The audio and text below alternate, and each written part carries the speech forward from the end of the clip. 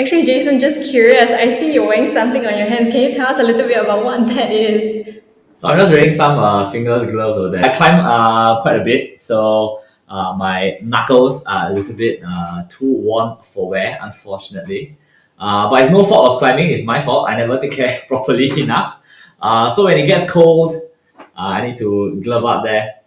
So even when I'm in my band practices, I also have to wear this. So it's kind of like an inadvertent signature look, I guess.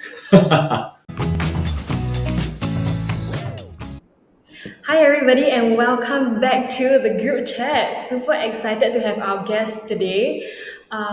Maybe we can get Teacher Jason to introduce himself a little bit. Hi, introduce myself a little bit. I've been teaching for 10 years or so. The impetus for teaching came from when I was a secondary school student myself. I just found that my teacher really turned my life around. What happened was that I wasn't a very, very good student when I was in secondary school. So by a good stroke of luck there, I managed to get into my upper sec class to study bio and chem back then. And I really had a great form teacher for chemistry as well as for math. And I've always wanted to do what they did for me, for all my students right now. So that was the spark that made me want to teach. And it has been, I'm very thankful to say that I still have that spark going on in me right now. With that, maybe I can get Jason to talk a little bit about like what subjects specifically that he teaches. Then we can dive more into the podcast. Jason, what do you teach? Tell us. Absolutely. So, like I shared just now, I am brilliantly in love with biology, learning and teaching it. But actually, my first love was actually chemistry because my form teacher in Sec 3 was my chem teacher. And it was through his energy and enthusiasm that made me a better student and a better person. Right. So, I actually started out thinking I was going to do chem, but my degree was in bio. So when I first started teaching back in my previous student center, it was for biology.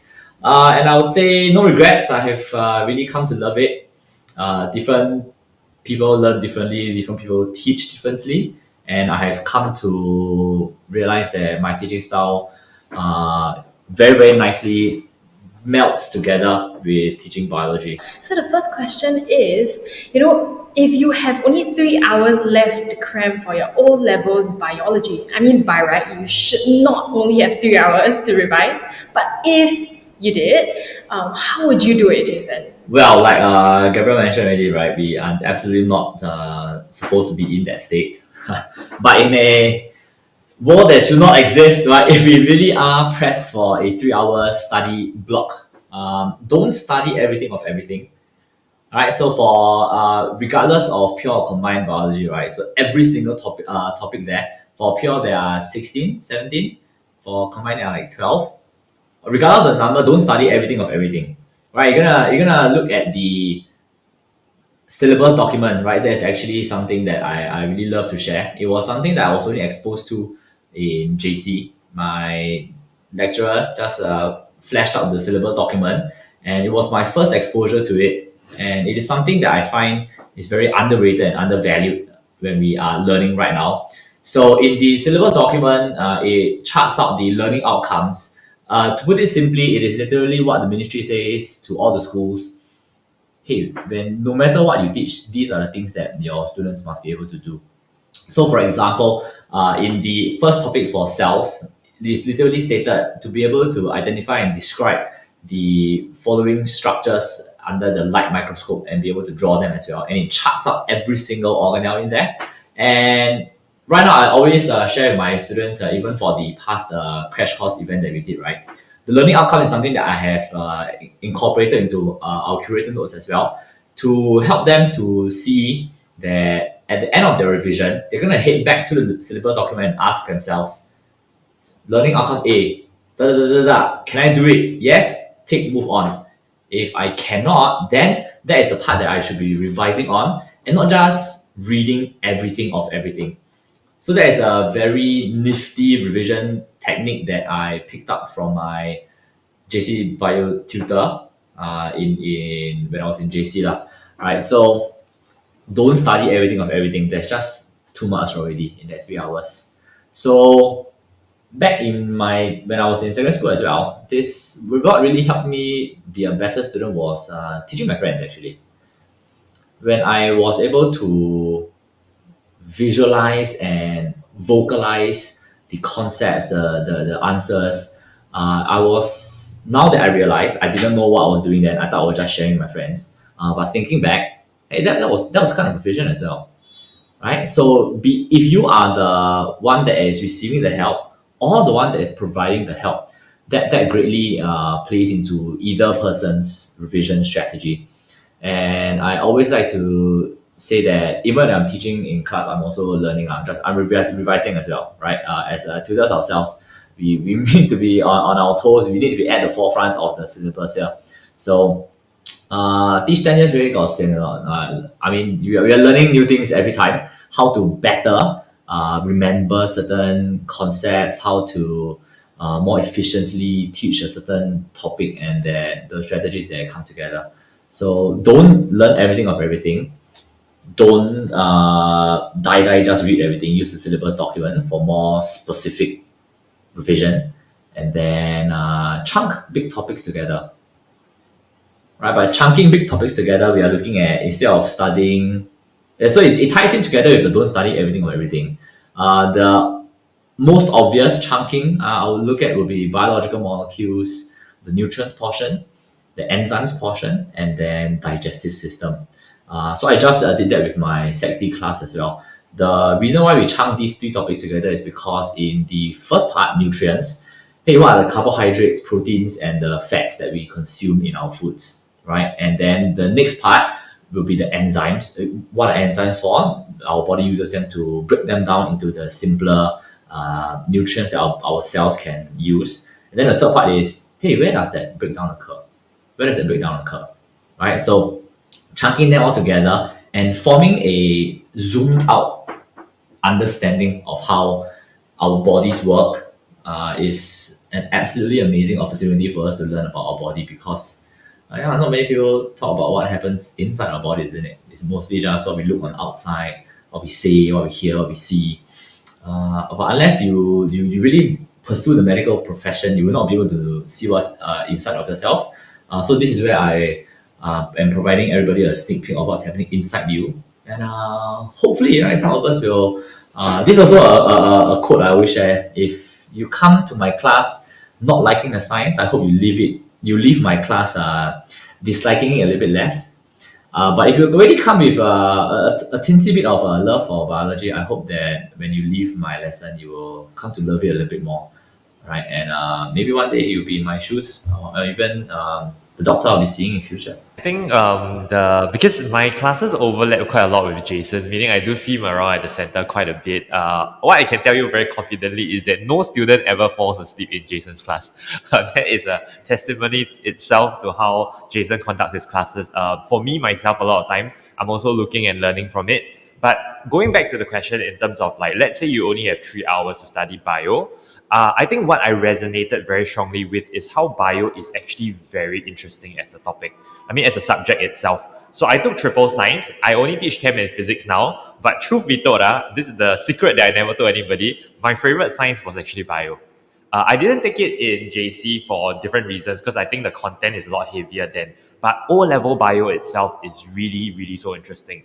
Learning how your body works, whether you're talking about your circulation in the body, homeostasis, things like that, they just make so much sense. It just helps you understand your own body better. So for me, I always found a lot of joy in learning it. Even though I would say that bio itself, traditionally between the three sciences, I think it's always considered the one that's more content heavy. But I also feel like there's a bit of misconception and a label attached to it. So what I mean by this is that bio is actually very logical, right? There's actually a lot of things you need to remember, like your mitochondria and your cells, stuff like that. It's more technical, I'll say keywords and stuff like that. But in the grand picture of things, if you can see what function they represent, why you need it, how the entire, your circulatory system works and stuff like that, it actually makes a lot of sense. And the fun part is that once you understand how it works and why it's structured that way, everything will flow a lot more smoothly. But if we were talking very technical, right? Let's say if you only have 3 hours to revise your bio syllabus, this is my shortcut lah. It worked for me, so hopefully it works for you as well. So instead of actually writing down all of the answers, let's say we're talking about your structured questions, I'll actually think about what I'll write. I'll articulate it by maybe saying it out or something like that. But to speed things up, instead of writing it down, I'll just think about what the correct answer will be, and I'll very quickly cross-check with the answers. So that means I'll look at the answer sheet. Because here we're talking about really being very time sensitive. If you have all the time in the world, you have 3 weeks or 3 months before, you should definitely practice writing to ensure that your answering technique is right.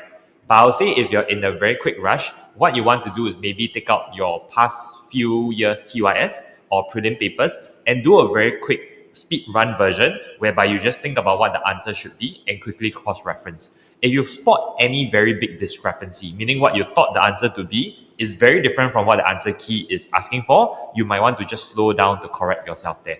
So this is just my own know-how of like if you're short on time. Personally, I think that there is value in terms of studying your content, but I think in the greater scheme of things, if you want it to be effective, you must always learn the content and apply it. So if you're just purely reading your textbook, it is quite difficult for you to do very well because you haven't had that application stage. So what I'm trying to get you all to understand here is how can you do the application stage a lot faster, right? Without actually writing, but maybe just looking at the answer and quickly running through that process. So this is just my own way of doing it. If it works for you, why not give it a try? Actually, Daryl, that's such a good point because I was thinking about it when you said it. When I was younger and I was still doing my physics at that point in time, what I would do if I didn't have a lot of time was I would write the keywords and answer the question.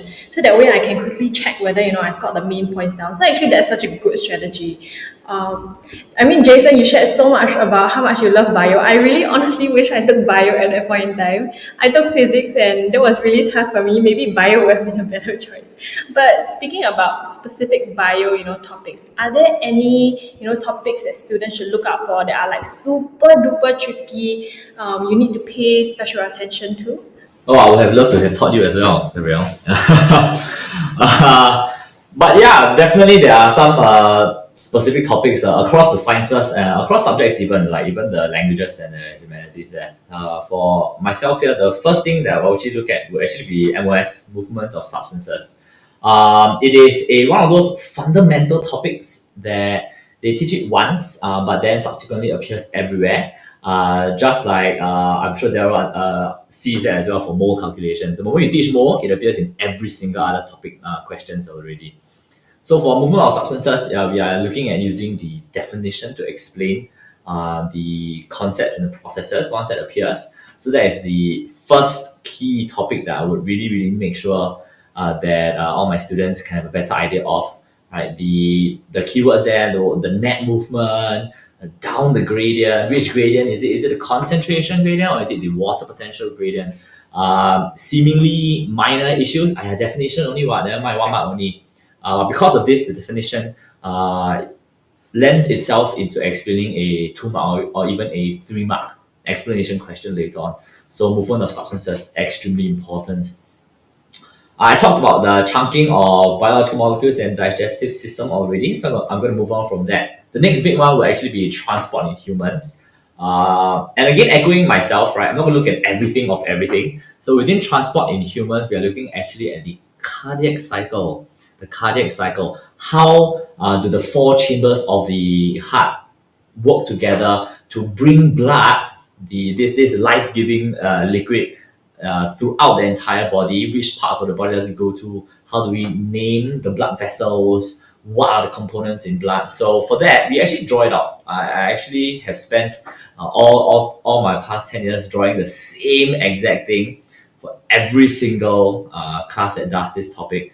And whenever I come to it, I still find joy in drawing that because one of the biggest, recently somebody asked me this question, one of my band friends, what do you like about teaching? So when I'm looking at all these kind of things here, it is all these small little eureka moments that I think that even Glendon echoes as well. When we see that, it doesn't even have to be like oh my god, yeah, I understand already. Yes, it doesn't have to be so overt. It's just a nice little, like, you can see the sparkle in the eyes or that there's this turn of the mouth upwards to see that they better understand this certain topic when I'm able to share with them. especially for these trickier topics that Gabriel you're asking for. So that's for the cardiac cycle. But this year we are in a very interesting position where we have a brand spanking new topic of infectious diseases in humans for biology. So across all the sciences, we have topic revamps, right? Where the syllabus revamp, but we have a new topic entirely: infectious diseases in humans. Did COVID have anything to do with it? Oh, definitely, right? But it's not like COVID come in, then the ministry say, hey, let's teach this. I am pretty sure, but this is just my thought. I have no evidence on that. I'm pretty sure it was in the works. Just that COVID-19 came about and the ministry is like, hey, let's do it now instead of like down the road.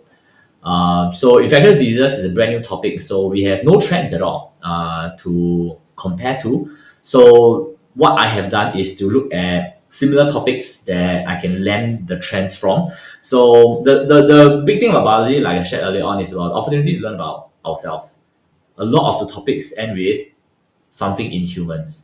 So the nutrition in humans, transport in humans, respiration in humans, excretion in humans, coordination and response in humans, so on and so forth. And this new topic is not it's the same as well. It is infectious diseases in humans. So it has really got to do with how our bodies interact with the world around us. And in this case, we are looking at how our body interacts with the microbiome around us, right? How the pneumococcal bacteria results in pneumococcus, how the influenza virus results in influenza. And I really, really love debunking layman terms. Sick already, I saw throat fever. Actually, I got flu. Well, if you did have the flu, you would be hospitalized. You would be lying in bed and not be able to walk. What you have actually is just a common cold. So it's just one of these small little things that I really want to value at that, because when we can put ourselves into the textbook, into the syllabus, it makes it part of us as much as we are part of them as well in whatever we are learning. So yeah, always start from the big pictures, then zoom into the details when we are learning. Don't start from details. You're just going to be overwhelmed. You're just going to be overwhelmed. For me, I think I won't talk that much about bio because I don't feel fully qualified to do so. But I think one of the things that Jason mentioned earlier was how there was a syllabus revamp for science. Maybe let me just be very clear on this. Now, all your school teachers should be very clear about the syllabus revamp. However, I cannot guarantee that they might be clear to the level of crystal detail that it needs to be. So what us as tutors, what we really do is we took out the old syllabus, the new one, and really look at it side by side to understand what new content has been added and what has been taken out. So while bio has infectious disease, in physics there's a new chapter in radioactivity, but on top of just having a new chapter, it doesn't end it there, because a lot of the older chapters has either been maybe compressed together with certain learning outcomes removed, which is why this year itself, for if you're taking O-level, is actually a slightly more painful year. Because even if you go back like last year or last year, the past few years, and you try the practice paper, be it prelim or O-level paper, there are certain questions that are now out of syllabus. And when you're doing it, you're like uncertain, hey, is this in the syllabus or is this not in the syllabus? It does create some level of confusion. So I find that to be a general frustration that a lot of Sec 4s are facing now. Our own students, I would say, generally should be okay. Your tutor will be able to very clearly tell you whether it's in the syllabus or not. If you're using our curated notes, same thing. We have already updated based on the latest syllabus. However, there might be still some misinformation floating around. So the only way for you to double check on it is really just to go and look at the old and the new syllabus to double check if that learning outcome is now still there or removed, or has it been shifted to another chapter. So this applies for not only for bio, but for chem and physics as well. So if I can go down into slightly more detail, I'll say that the newer parts in chemistry, do look out for things like your recycling of plastic, which is entirely new. But what is removed is that in metals or reactivity series, blast furnace is no longer tested. So if your teacher is still testing you on it, it's not needed anymore. All right. Then for physics, the new chapter is in radioactivity. There has been major revamp to the chapter in thermal. So they have collapsed the entire chapter in temperature. So learning how the thermometer works, all of your readings and calibration, those are no longer relevant. Now you just need to learn how the transfer of thermal energy works, as well as your thermal properties. So I know this is going off a bit on a tangent because we're supposed to talk bio, but I just want the point to go across, right? Which is this year is confusing because the syllabus has changed. So do yourself a favor by looking at the syllabus and making sure you're clear on it. going back and echoing what Jason has mentioned, which is the learning outcomes. That is your true compass on what you need to know. O-level and Cambridge can only test you on things that they have set up that, oh, this will be tested, this is the learning outcome. They are not allowed to test you things out of the syllabus. For context, the only thing where I think can go slightly out of syllabus is in your data response question that is typically in section B. So for that question itself, if they test things out of syllabus, they will actually give you the info. And you're just supposed to interpret that data, make sense of it, and answer questions. However, they cannot test you something outside and expect you to know, right? So in chemistry, we talked about maybe organic chem. So there are many different homologous series that is beyond what you have learned in O-levels. Can they test that? Have they done so before? Yes, they tested aldehydes before. That is not in your syllabus, but they will give you all of the information that you will need to make your deduction in order to solve the question. So please don't bother studying out of syllabus stuff because that cannot be tested. Anything out of syllabus, they will give you the info for it. So once again, go and check back on your syllabus and your learning outcome. Wow, that's a really good reminder because I think like when we're talking about, you only have those few hours to revise and it's coming down really close to, O-level prelims and the actual papers itself, right? I think really knowing what to study for actually helps you to cut down, excess things that you don't actually need to study for. So anyway, with that, we'll be heading for the commercial break and we will see you back in the second half. Hi everyone, if this is your first time tuning into our podcast, welcome. OVERMUGGED is one of Singapore's fastest growing secondary and JC tuition brands. We're located all across Singapore, including locations like Kovan, Bukit Timah, and Marine Parade. If you're curious about the learning experience here at OVERMUGGED, sign up for a free trial lesson anytime. And with that, back to the podcast. All right, everybody, welcome back from the commercial break. Hope you had some time to, digest things, think about it. And the next question that I'm going to ask Jason is, so what resources can I use, to revise for the O-level sciences, especially for bio? Right, Gabriel, I didn't know whether you realize you actually use a bio term, right, to digest the things that we talked about before the commercial break. So wonderful, right? So digestion very important in our bodies and even in our brains for knowledge. So what resources can we use to for revision here? When I'm looking at major exams, for example, right? Most of us don't have mid-years anymore. But if you want to do our own our personalized major exams and revisions for major exams, yearly KYS and school papers are excellent, right? For more more overall, more holistic, a more step back, look at the bigger picture kind of revisions. If we are looking at assessment books, I think this is a very Asian kind of thing. Like, hey, go popular and buy, right? I believe that a lot of my childhood was spent walking through popular with my mom in front of me, looking at assessment books, picking out the Chinese ones that I didn't really want. As long as you get from the more reputable publishers, it is okay. Right, but a caveat for assessment books is that the answer keys are not going to be 100%. And this is where I have a lot of my kids in class also asking me, consulting me about answers in the assessment books. It's not that they are bad, right? But there is going to be a slight percentage where we have some of those questions, the answers provided are not going to be entirely accurate or could be better. And this is where I find the joy in helping them get the correct answers there.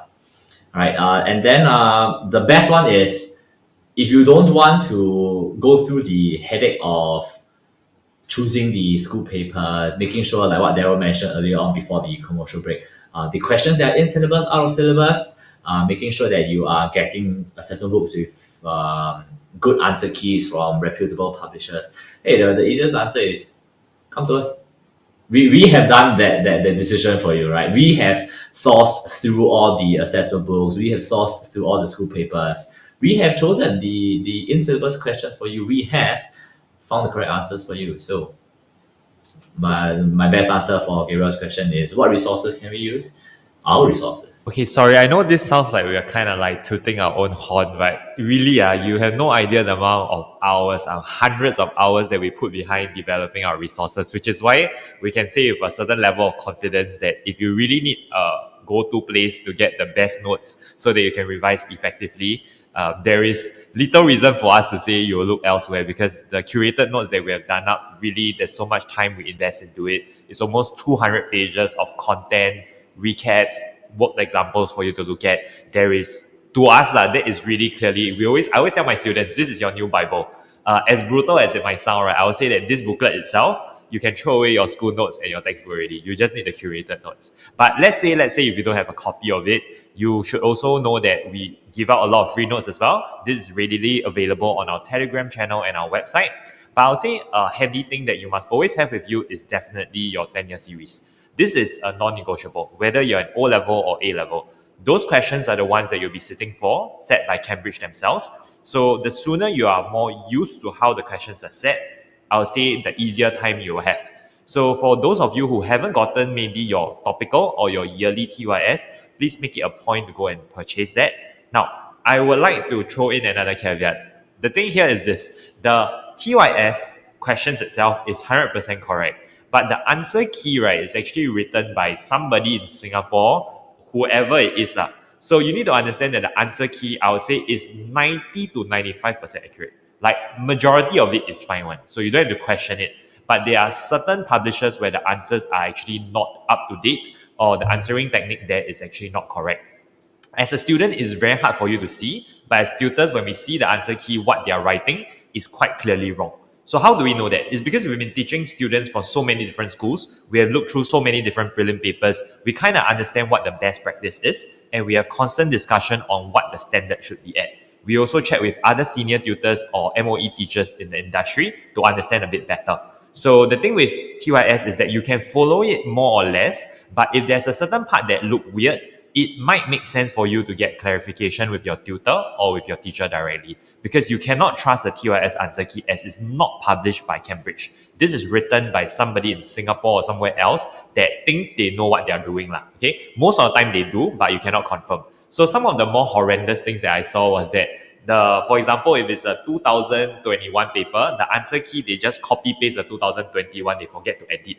It happens, and these are major publishers some more. So sometimes don't be shocked if you see that, because it's clearly wrong, because it's a different question. But that's just something to look out for. But more or less, I'll say majority of it is fine. Same for prelim papers. Don't expect 100% perfection.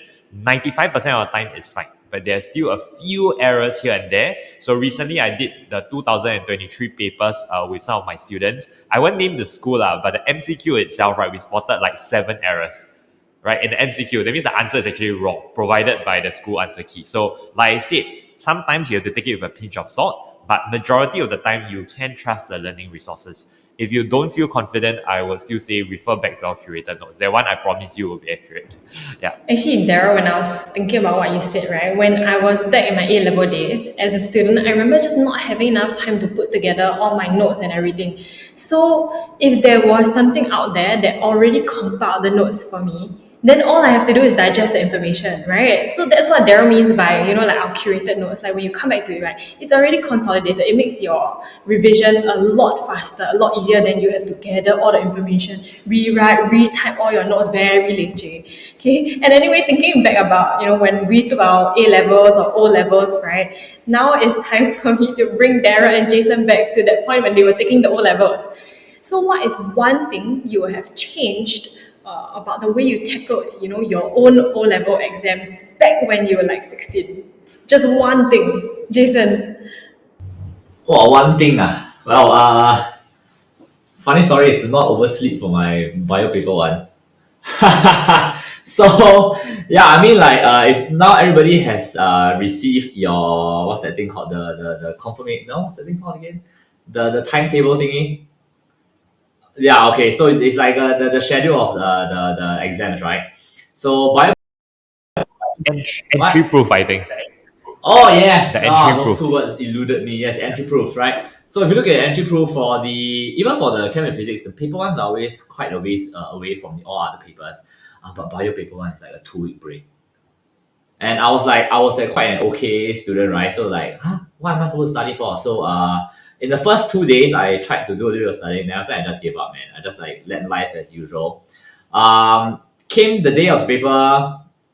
I didn't have a phone, my mobile phone at all that back then. So my mother just came into my room. Hey, Jason, today got exam. Then your teacher called, pass me the phone. Yes. The teacher, are you coming for paper? Yes, coming. Then, well, thankfully I stayed nearby, so I lost about 20 minutes or so. I stomped into the exam hall, sat down, still sweating and everything, like just started. I finished that, and well, I got my A1. So the revision part was so coming back to Gabriel's question, I just wanted to share that funny story there. What was I? Well, I was to revise more purposely. I was just a read, rinse, and repeat person.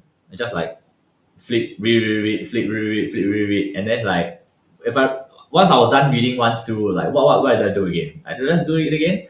I found it to be very purposeless, but the fact that I could still get a decent grades was actually again echoing back to how we started today's conversation. My teachers, I really didn't have any specific intentional revision strategies. The only reason, the biggest reason why I could still do fairly well was how my teachers taught me in class. And years after graduating, now that I'm an educator, I went back to ask him. Basically, I don't think I got revised for chemistry on it. Why did I still like study get such good grades? So he shared with me this one nugget of information, and it's something I consciously try to do in every single one of my classes here. Quizzing. It is actually a form of revision already. Every single lesson, I ask them things in class. I stare into their souls. What is the answer for this? Like, what is the function of the cytoplasm? Pulmonary artery brings blood from where to where? Phagocytosis, what does that do? Right? The lactic acid, how is that produced? What does autosomal recessive mean? When I stare at them, that pressure that they feel right at that moment here, it's actually all the pressure without any of the harm, right? If you get it right, you learn from it. Awesome, you did a revision. And if you got it wrong, it's a learning opportunity for all of us here. So I would actually say that one thing I would like to change, if I could, was to revise more purposefully. But the stronger push factor was actually how my teachers helped me revise by with these small little nuggets of informal quizzing and revision and questioning in class. They really kept the knowledge constant in my head without any need for any like formal, apparent, official revision. They were just revising every day. For mine, right, if I can, I mean, I did do well for my O levels too, but here's the thing. It was only after I started teaching chemistry, then I started to realize how backward I learned chemistry. So when I was in secondary school, I mainly used the word memorize. So a lot of things in chemistry, I just memorized. And okay, I did well, right? But it was only when I started teaching, then I realized that there were so many things that could be understood, right? Even like, let's use something very specific, like rate of reaction. So a lot of people would think rate of reaction, oh, there's 5 factors, you just memorize the keywords, answering technique, right? But you can actually understand the logic behind it, because what makes a rate of reaction increase is really having more effective collision. And there are actually 2 conditions for effective collision, which is that they need to collide in the right orientation with sufficient energy. But once you actually understand the mechanism behind it, suddenly everything makes sense. Energetics, right? System and surrounding. It's not just memorizing exo-endothermic, but it's understanding how the energy flows, whether it's outwards or inwards. Then it's like suddenly everything starts to make sense. And then, because the thing with chem is that chem is a very, I would say, the topics are often interlinked, right? In the old syllabus, right, the acid-bases salts were taught together, while QA was kept separate. But now in the new syllabus, they actually put it together. But since long ago, I started teaching my students these 3 topics together. Why? Because if you know your stuff, you come to realize that almost everything in QA is related to acid bases and salts. The fact that you test for your sulfate or chlorides is just a formation of an insoluble salt, aka precipitation. So the moment you start to unlock all of this understanding, you come to realize that, hey, actually chemistry is not that hard, right? Everything kind of makes sense. Even down to things like in practical. For example, we are talking about recently, what we did was that we tried titration and stuff like that. But then you need to understand titration is just about the neutralization curve. It could be a redox titration or a back titration. A lot of these things do make sense. It's just that whether you put in the time or whether your teacher took the time to explain to you stuff like that. So for example, burette, what should you record the measurement up to? It's half the smallest division. I used to memorize that. But why is it half the smallest division? It's because it's possible for the bottom of your meniscus to be located in between 2 of the division. So that's why you record it up to 0.05 cm cube. But I never had that luxury. And nowadays, when I teach, I make it a point to explain to my students, even if it takes me additional time, because I think it's worth it. Because once you truly understand something, you will come to realize that you will not forget it. So if I had time to go back to the past and change something about myself, I would say that I'll spend more time understanding, less time memorizing. And I feel like that makes a very big difference moving forward in terms of how you perform for other subjects as well. Nice. Thank you so much for sharing. I appreciate the two of you all thinking really hard and sharing about your own personal experiences during your O levels. With that, we've come to the ending actually of this episode of our podcast, and we really hope that this helped you guys with all the tips and tricks that Jason and Daryl shared. If you're interested and you have more burning questions that are unanswered, feel free to text us on Instagram, leave a comment on YouTube, or just tune in on Spotify for even more podcasts like this. With that, we'll see you at the very next podcast. Bye!